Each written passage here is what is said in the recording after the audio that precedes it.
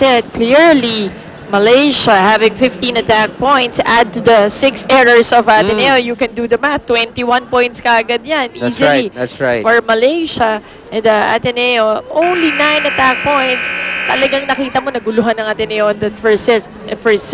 Let's see if they can recover in the second set and get a steady hold of their game. Liza Valdez blocked. Again, ito naman yung set na, okay, medyo malayo na siya sa net, but it was too far. Wala na, hindi na nakapag-adjust si Eliza. Talagang kailangan mag-adjust ni Jem dun sa mga sets niya, because it's a really taller Malaysian squad, and that has been the problem since the first set. That's right. And it can't be just those simple plays, no? Si Eliza Valdez, ang daling bantay niya kung puro sa kanya lang. Dapat Jem Ferrer. Dulo pa. So, hindi ka na, halos wala ka ng padaanan kung hindi yung cross-court. Yan. I think that, hindi naman gano'n kalayo, but it's right. Better yung shorter set. Iba yung ano, yung... maraming pwedeng puntahan si Eliza. Mataas naman tumalon eh. So, easily, she would know where to put the ball. Off the hands of Valdez. And Suk Ting. Well, so far it's Yo of Malaysia with 4 sets equaling Teo's also 4 actually Teo has 7 attack points, partner. Wow. So far, Ho and Kainglet with 2 each for Ateneo. That combination play was read by Malaysia. Yun yung adjustment, di ba? Hindi naman nila kilala Ateneo. Binabasa lang nila play by play. This is what Coach Roger was telling the girls of the Ateneo girls. Kailangan nasa loob kayo, basahin nyo kung ano yung ginagawa ng kabila. In the same manner, ganun din naman ang ginagawa ng Malaysia. Totoo. That's when you see yung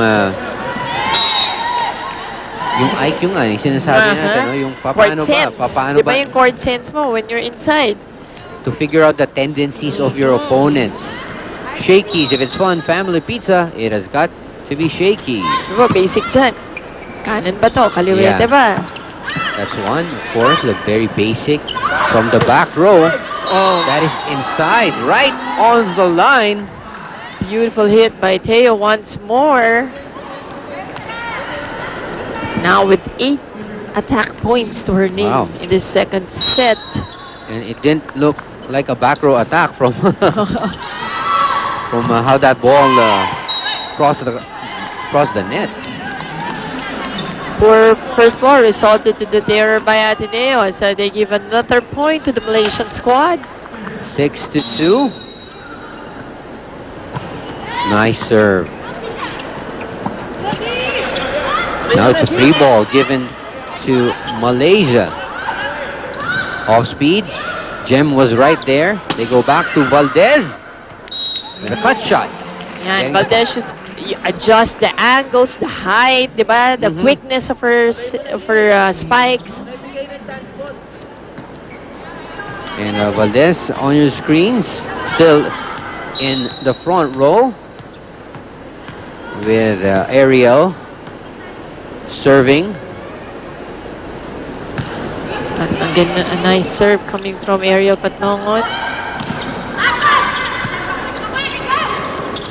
That's a better play. Yes, exactly. Now Jem is trying to vary the plays of Ateneo, which is really the way to go.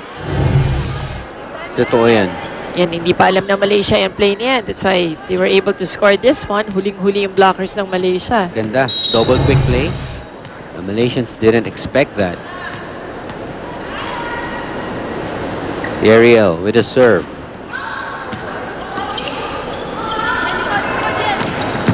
Oh, nice defense from Ariel. On Valdez, but that was dug up almost, but point goes to Ateneo. Valdez with a cross-court hit. That was Wei Kong Te. Ngayon, nung nagkakaroon na ng angles yung hit ni Valdez.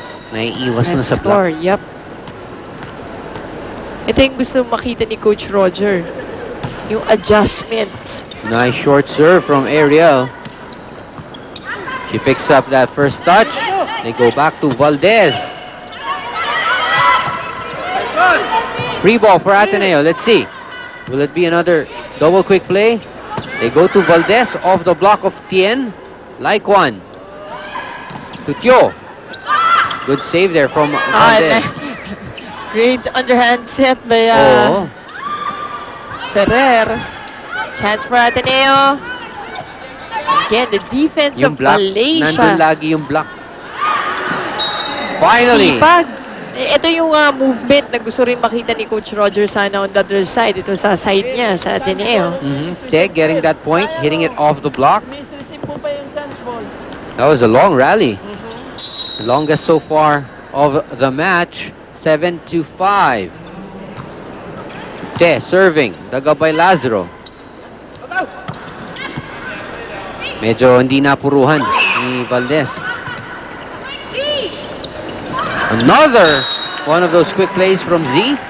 And, resulting to another point by Z Hervasio on a quick play. Same play, back quick. So they really have to look into these Yun, quick oh. plays that could give them some sort of advantage. Habang hindi pa nakaka-adjust yung Malaysia. Ayan, no, service ace from Valdez. As we tie up the score in this second set. Yeah, we're tied at 7. Ateneo trying to go into our first technical time out on top. Ooh. And they do via that violation. There's a 2-touch violation on Malaysia, which gives Ateneo the first technical timeout of this second set. They have the lead 8-7.